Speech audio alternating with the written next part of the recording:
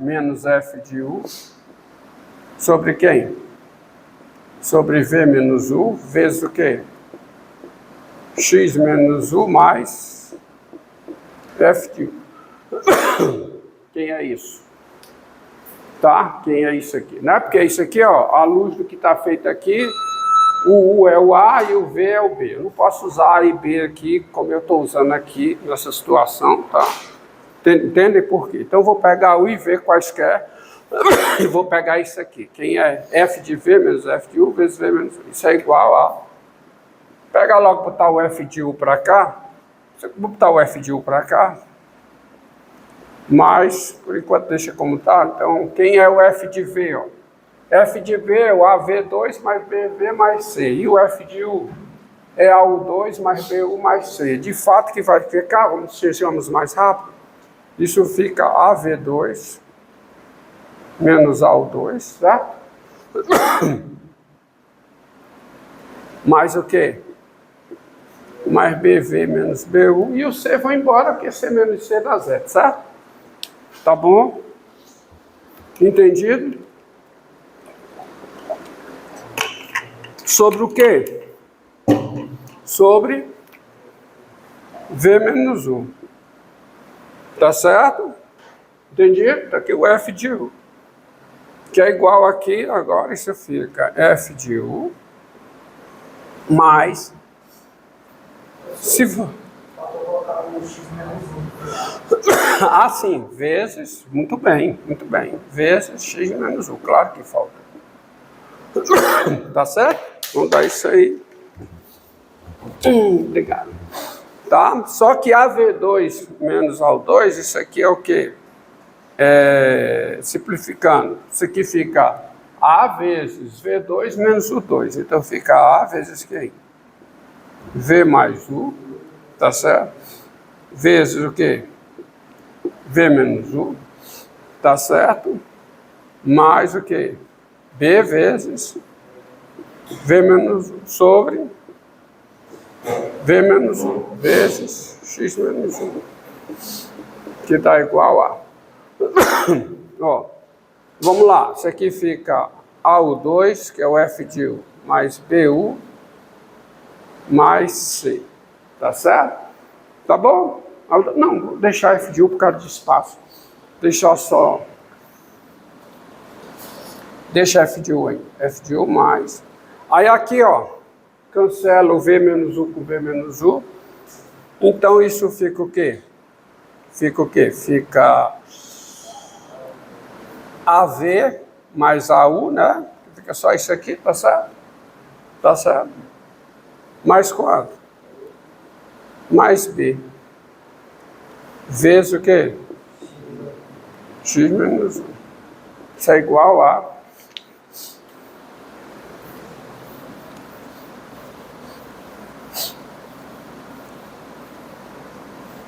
Agora, sem medo. Sem medo. Multiplique. Então fica F de U, vamos botar que fica AU2 mais BU mais C, está na hora de colocar. Isso aqui fica AV vezes X, da AVX, né? Mais o quê? Tá certo? Da AVX, menos AVU, menos AVU, mais AUX, menos o quê? AU ao quadrado. Fica o quê? Mais BX. Vou colocar aqui embaixo, mais BX. Menos o quê? Menos BU. Isso é igual aqui. Tem coisa aí que dá para cancelar, não dá? Dá para cancelar? Dá para cancelar, ó, AU2 com AU2. E BU com BU. Então isso aqui fica AVX, vamos botar assim, AVX menos VU, tá certo? Mais AUX, certo? Tá bom? Mais AUX, aí fica mais BX mais C. Agora, antes disso, para dar certo, eu vou subtrair AX2, vou somar AX2 e vou botar o BX mais C. Tá certo? Agora, isso aqui que eu coloco em evidência, hein? Fica AV vezes X menos 1, certo? Aqui. E fica menos AX vezes X menos 1. Ó. Em vez de colocar o AX, eu coloco menos AX. Mais AX2 mais BX mais C, que é o quem? Que é o F de X. Que é igual ainda a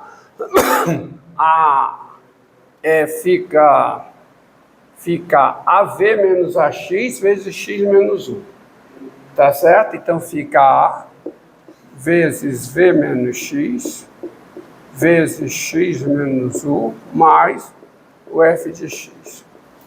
Isso aqui é verdade para todos U e V e X em R com U diferente de V.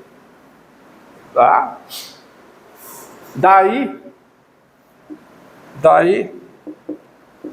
se o A é positivo, e tá, o U é menor que X, que é menor que V, ó, e o U qualquer está entre X e V, então você tem o seguinte, ó, quem é F de U mais F de V menos F de U, que tá fazendo, U e V estão fazendo os papéis de A e B aqui, porque eu não posso usar A e B aqui, porque A e B já estão reservados, V menos U vezes X menos U, que é isso? Isso é igual a isso aqui. Só que, como o X é maior do que U, X menos U é positivo. Como V é maior que X, V menos X é positivo. Multiplicado por A, que é positivo, isso aqui é positivo. Somado com F de X, isso é maior do que F de X. Exatamente o que eu quero. Ou seja, o segmento, isso está dizendo o seguinte, quaisquer que sejam U e V com U menor que V, o segmento ligando UF de U a VF de V está acima do gráfico. O seu interior está acima do gráfico. Então, diz que se A é positivo, a função é estritamente convexa. Por outro lado,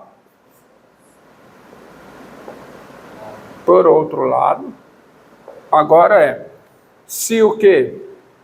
Se A é negativo e U é menor que X, que é menor que V, então é o contrário. Qual é o contrário? O F de U, tá certo? O F de U mais F de V menos F de U sobre V menos U vezes X menos U.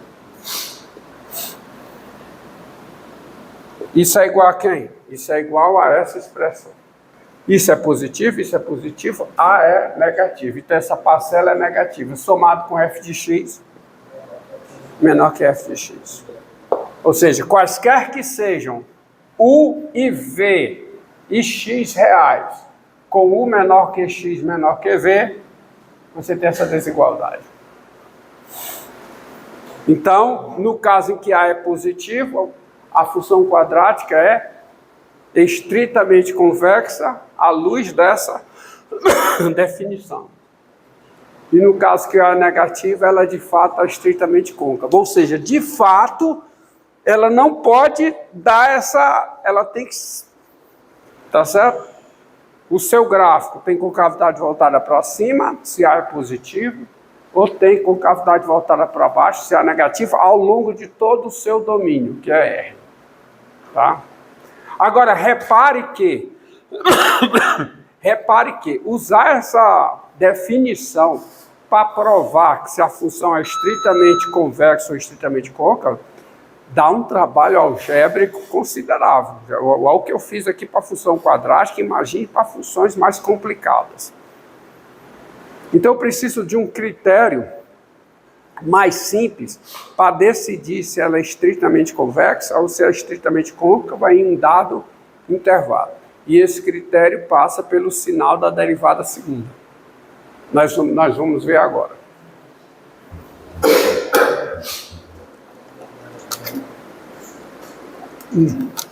Então está aí uma definição, uma prova que você nunca viu. Então a definição é essa, ó.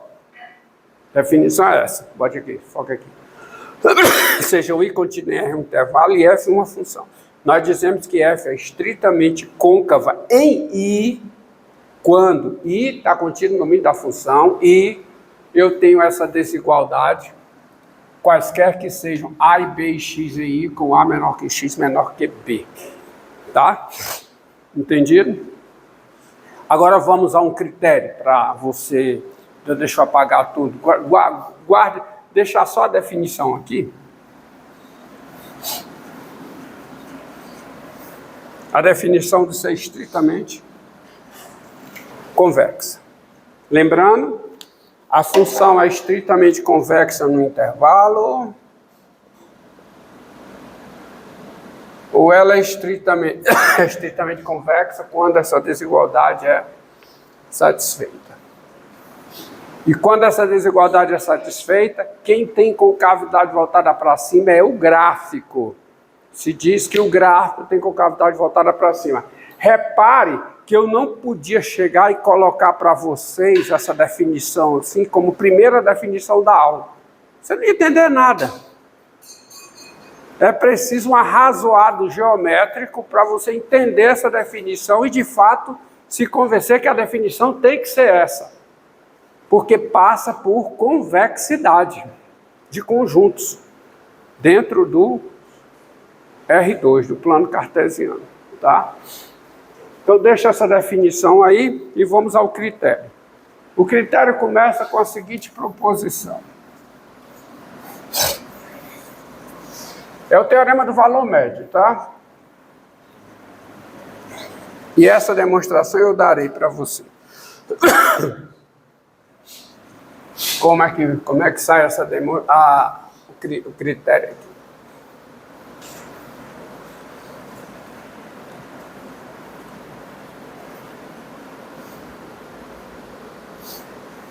Proposição.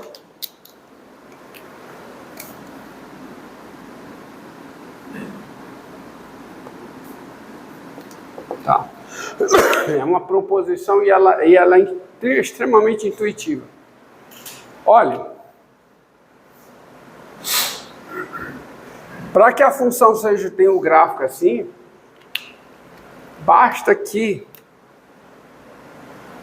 a derivada seja o quê? Estritamente crescente. É isso que a intuição diz, ó. O coeficiente para que uma função seja estritamente crescente ao longo de um intervalo, é suficiente que a derivada esteja o quê? Crescendo algebricamente. Não é crescendo em valor absoluto. É crescendo algebricamente ao longo de... O coeficiente angular tem que ir aumentando. De fato, isso é suficiente. Tá certo? Se a derivada... E essa que é a proposição, está aqui, ó. Proposição. Sejam I contido em R um intervalo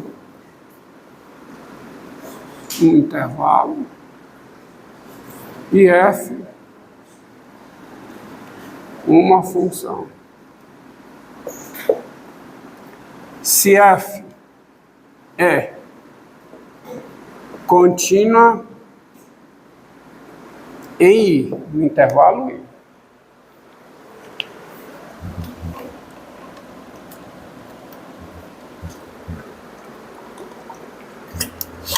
Se F é contínua em I. Diferenciável aonde? No interior de I. Interior de I. Basta que seja diferenciável no interior de I.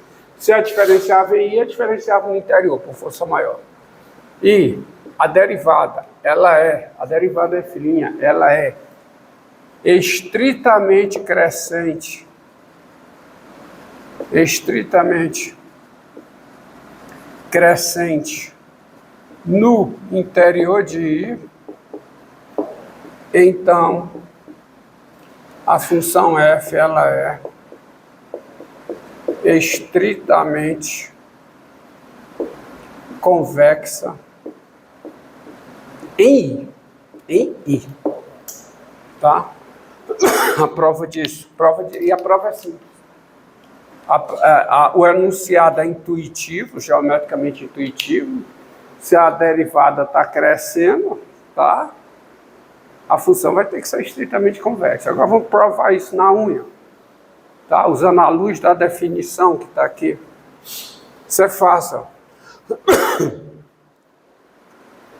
Olha, dados, é só você ver, admita as hipóteses. Admita as, para não repetir tudo aqui. Admita as hipóteses. Daí, dados